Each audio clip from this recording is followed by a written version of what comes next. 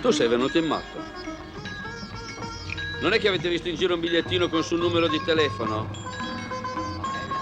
E tu chi sei? Ma sono Rosy, tua moglie, non lo vedi? Ah. Ah sì, adesso ti riconosco. Ferma. Ferma un momento. Ecco. Ma che cos'hai oggi? Hai il sederino triste, c'è qualcosa che non va? È colpa tua, pensi solo a te stesso, non dormi mai, sei sempre nervoso. Esiste solo il tuo lavoro, ma sai da quanto tempo è che non giochiamo più noi? Sono momenti duri. Faccio fatica a lavorare, non c'è più l'ispirazione. Porca d'una miseria. Ti ricordi quando non dormivo mai, che ero pieno di incubi? Vedevo insetti dappertutto, mostri, scarafaggi.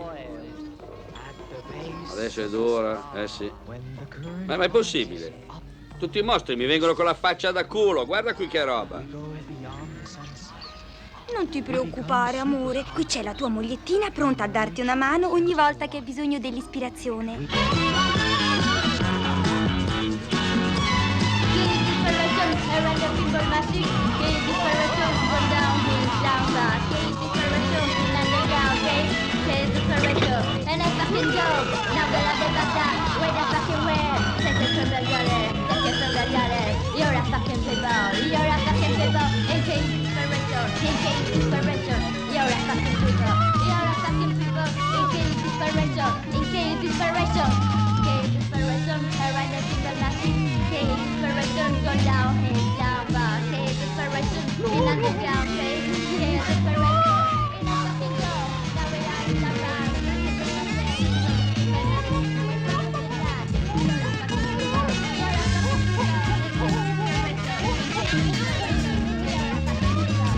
Karma riconobbe il mostro della galassia.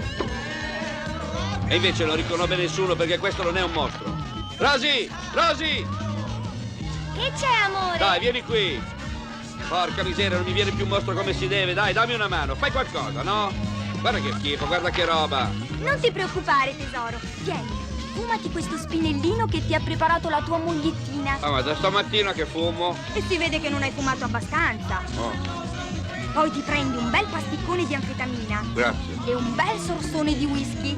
Oh, Vedrai come ti sentirai meglio. grazie amore mio, se non ci fossi tu a prenderti cura della mia salute.